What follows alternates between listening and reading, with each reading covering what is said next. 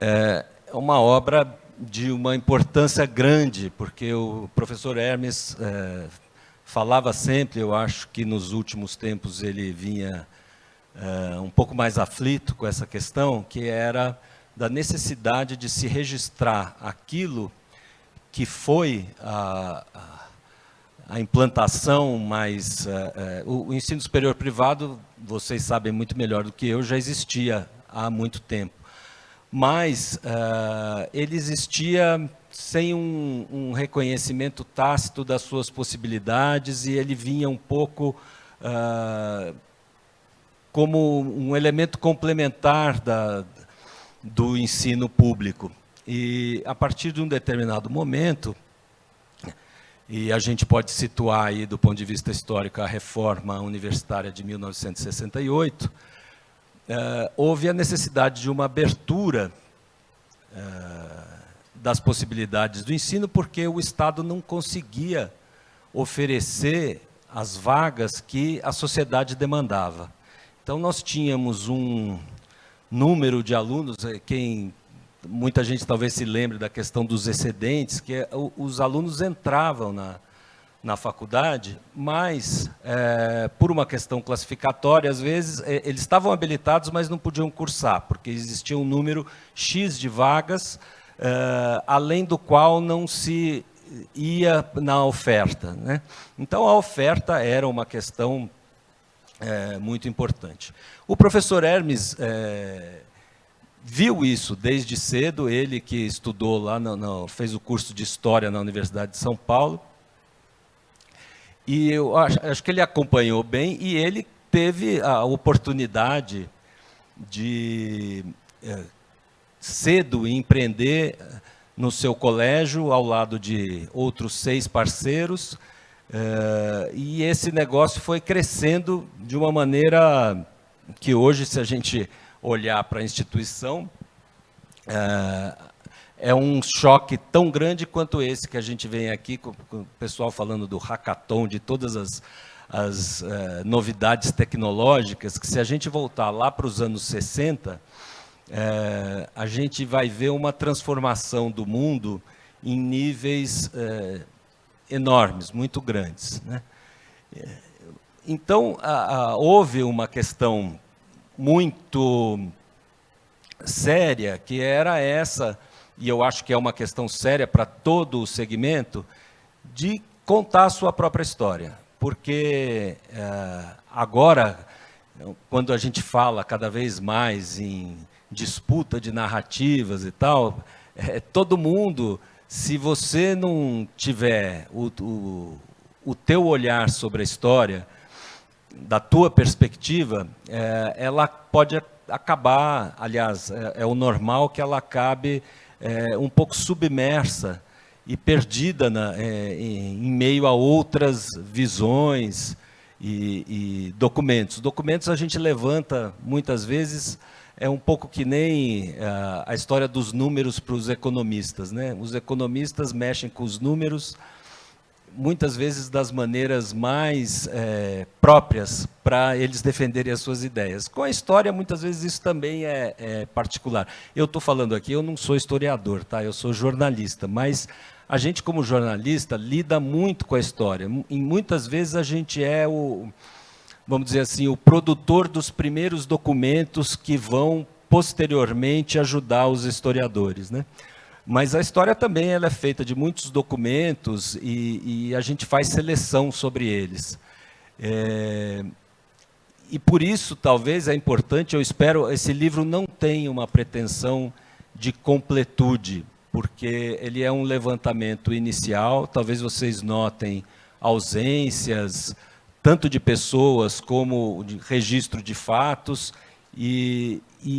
mas ele serve como um pontapé inicial para que vocês possam, inclusive os historiadores, esperemos, formados dentro das universidades privadas também, possam fazer novos mergulhos na história do segmento e ir complementando essa história de modo que ela vá ficando cada vez mais completa, ou simplesmente de que ela venha a ter novos olhares, porque a história muitas vezes é isso, né? A gente enxerga algumas coisas hoje, em 2021, diferentes daquelas que a gente provavelmente vai enxergar em 2031 e em 2051. É por isso que a gente precisa sempre estar renovando esse olhar de acordo com os novos documentos e as novas visões que a gente tem do mundo. Nesse livro foi muito importante, eu e o professor Hermes, nós trocamos bastante no processo de deflagrar a obra, para que a gente definisse assim, quem eram as figuras centrais que poderiam ajudar. E, aliás, eu estou vendo uma delas aqui, que é o nosso querido José Roberto Kovac, que fez um livro que muito me ajudou também, a partir da experiência dele, mas com a visão não só da própria carreira, mas do setor como um todo. Ele ajudou muito na confecção da nossa obra, porque ele viveu por dentro muitas coisas, principalmente a partir dos anos 90, né? Mas houve outras obras que foram muito importantes. Eu queria destacar aqui, até como uma homenagem, porque eu acho que um dos estudos mais sérios sobre o setor, infelizmente ele já tem mais de 20 anos, mas um estudo de muita relevância que é feito pela professora Helena Sampaio. O que eu mais ressalto nesse estudo é que ela, sobretudo, ela olhou a partir de um olhar criterioso. Ela não tinha nenhum parte-pris com relação ao ensino superior privado. Ela simplesmente quis analisar os pontos centrais da participação do ensino superior privado e situá-los em meio à história do ensino superior como um todo. E, assim, eu não sei se alguém pode me dar uma ideia do tempo aí, que eu não gostaria de me exceder. Mais 5, tá. Então, eu acho só que tem mais algumas coisas. Ah, tá bom. 8, Rodrigo.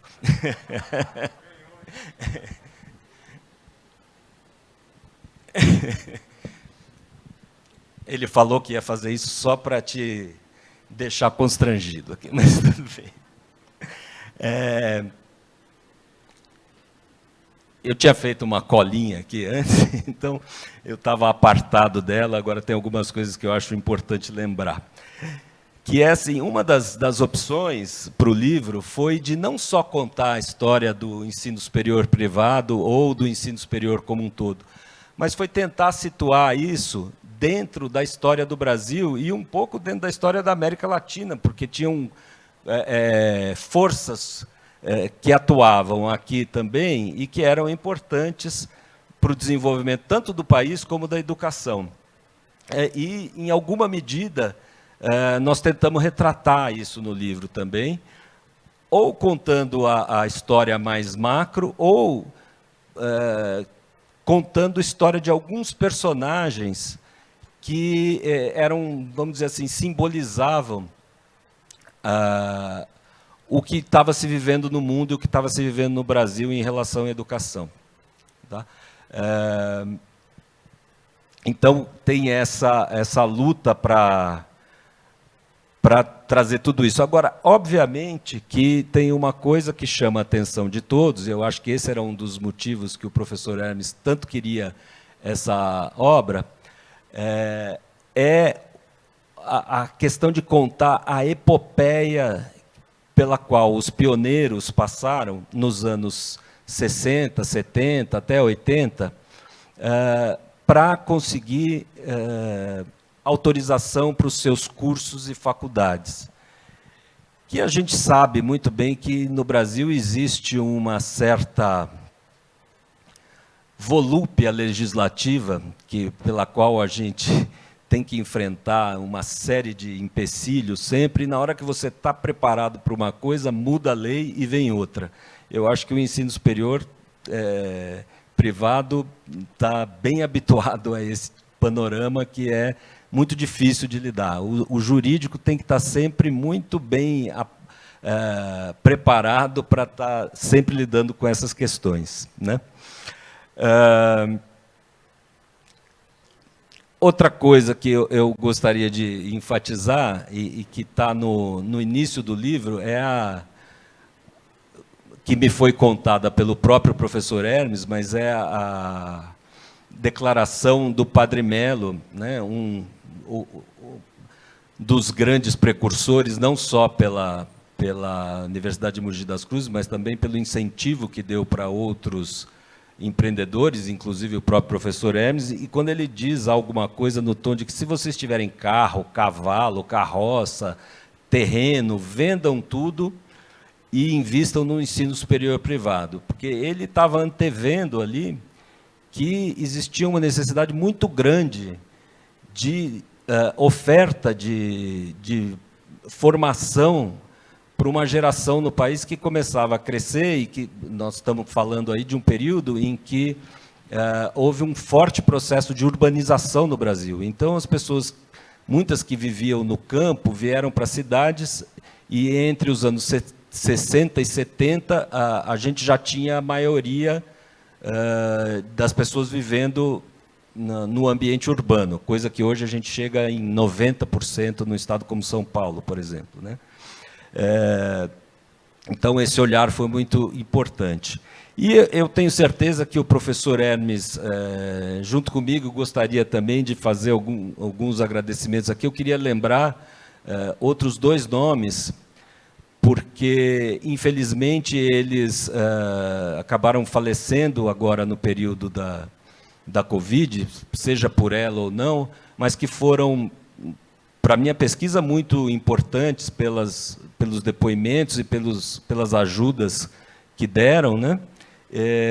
Mas para o ensino ainda muito mais, que é o professor Gabriel Rodrigues e o professor Antônio Veronese, ambos falecidos no começo deste ano aqui. E que eu gostaria que, assim como o professor Hermes, ficasse um agradecimento carinhoso a eles por tudo que eles proporcionaram, não só para o setor, mas também aqui, mais humildemente, para a própria obra.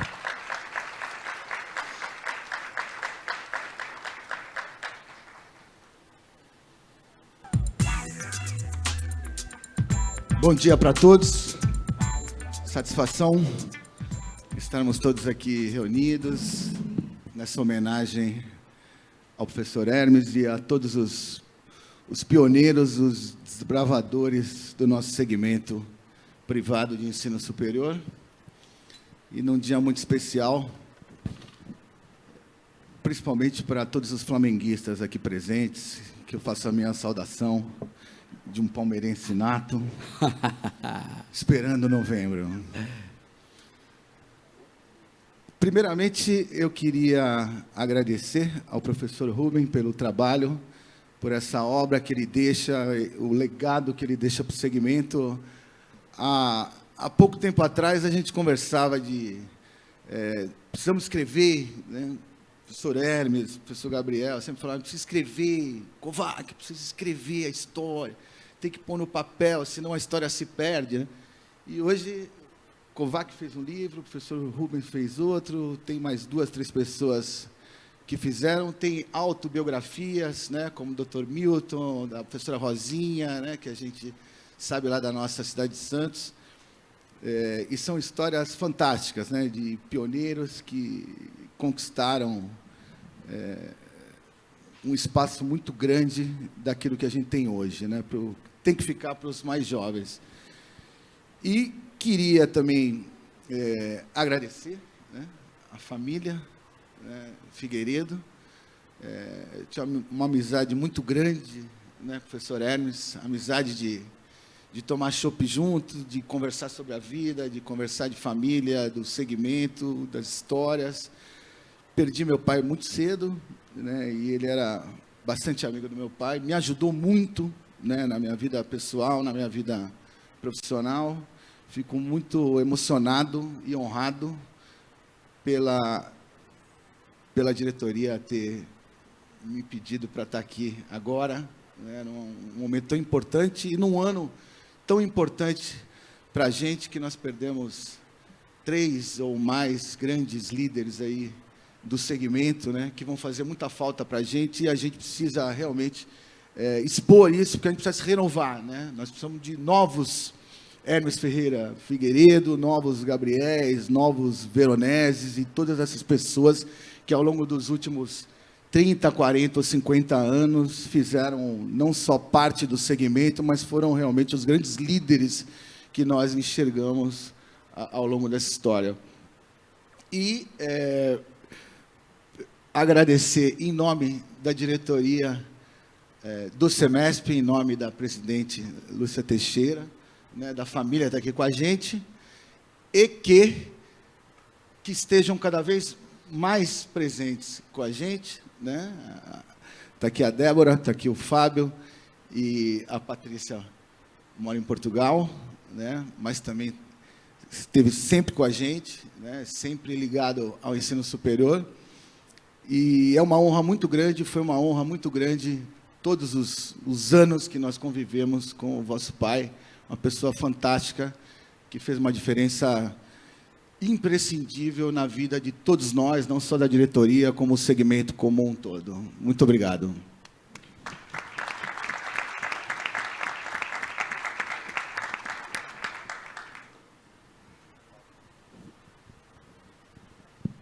Alô, bom dia. Bom dia. Bom, primeiramente, em nome da minha família aqui, a Débora aqui presente, minha mãe está acompanhando, minha mãe agora está tecnológica, ela acompanha no celular, lá, ela está lá, entra no Teams, então, um beijo para a mamãe. Um beijo para minha irmã lá em Portugal, que também está acompanhando lá.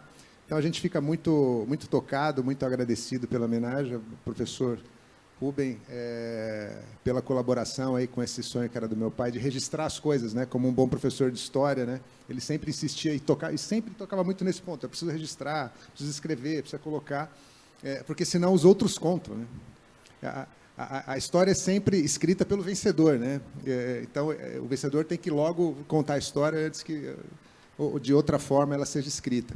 Então, a gente sempre fica muito tocado aqui, muito agradecido, e é reconfortante, faz 6 meses agora do falecimento do meu pai, é muito recente, eu já vim com um paletó dele, um sapato dele, né? A minha mãe fica lá me empurrando, olha, usa esse sapato, usa isso aqui que serve para você. Então, seria uma data muito importante, né? Ele reconheceria essa data como muito importante do lançamento desse registro, né? E dessa, mais do que tudo, homenagem aos empreendedores, né, que fizeram a educação no Brasil, mas aos seus amigos, né? Ele tinha também um carinho muito grande, eu diria que equivalente ao carinho que ele tinha pela própria instituição, aos amigos do segmento, né? Tá aqui, eu estou vendo um monte aqui, não vou ficar citando aqui, porque o Valdir falou do pai dele aqui, eu me lembro do pai dele, eu lembro de muita gente que estiveram com meu pai aí ao longo dessa caminhada, né, nessa saga aí do ensino superior nos últimos 30, 40 anos, né, que foi realmente uma epopeia, como disse o professor. Meu pai sentiu muito, já muito doente, sentiu muito a morte do professor Veronese, primeiro. A morte do professor Gabriel se abateu demais, sentiu bastante, eram amigos de vida, né? Ele compartilhava as coisas do setor, da indústria, as agruras lá do MEC, das suas instituições, dos filhos, dos netos, dos genros, né? Das noras. Mas eu diria que o timing, né, foi muito generoso com meu pai também, né? Ele faleceu aos 83 anos, ele era de 38, mas que tudo aquilo que ele construiu, né, aquilo que ele viveu, teve claramente e de uma forma muito boa de ser vista um começo, meio, fim, né? Tanto em termos de família, né, viu seus netos, né, viu a sua instituição, né, como mencionou o professor Rubem, se transformar numa instituição relevante em termos de Brasil, né, numa etapa que foi cumprida bastante marcante agora no início do ano, com a abertura de capital, né, e viu o segmento como um todo, né, de alguma forma, se tornar preponderante ao longo do tempo, né. Como o professor Rubens também falou, em algum momento, lá no começo, o segmento privado era complementar, mas hoje é o público que é complementar. Hoje, o segmento privado representa 80% do sistema, grosso modo. Então, o público hoje que é complementar. Dentro do sistema privado, né, nas carteiras escolares do sistema privado, existe algo que, como equivalente a um sistema público inteiro, pelo ProUni. Hoje a gente tem cerca de 700 mil, 800 mil estudantes nas carteiras do segmento privado, estudando de graça, que é o equivalente ao sistema público somado, municipal, estadual e federal, juntos. Então, essa dimensão é que, às vezes, o mercado não tem. E o trabalho dos senhores, né, ao longo do tempo, vem conseguindo mostrar, né, para o mercado e para os formadores de opinião como um todo a importância do nosso sistema e um certo ranço que sempre houve, ele vem se dissipando, né? Para o mercado, para o aluno, né, para o jovem estudante, né, aquela questão da escola privada, que tem uma aura que nem sempre é muito justa, né? Quem nunca foi chamado a atenção para, às vezes, uma matéria, você está escutando rádio, eu me lembro, pessoalmente, eu comentava com meu pai, matéria de trânsito no rádio. Olha, a 23 de maio está interditada, então você tem que pegar um retorno, você vira atrás do Carrefour e passa do lado de uma escola privada, você vai ali. O Carrefour, ele fala o nome da escola, ele não fala.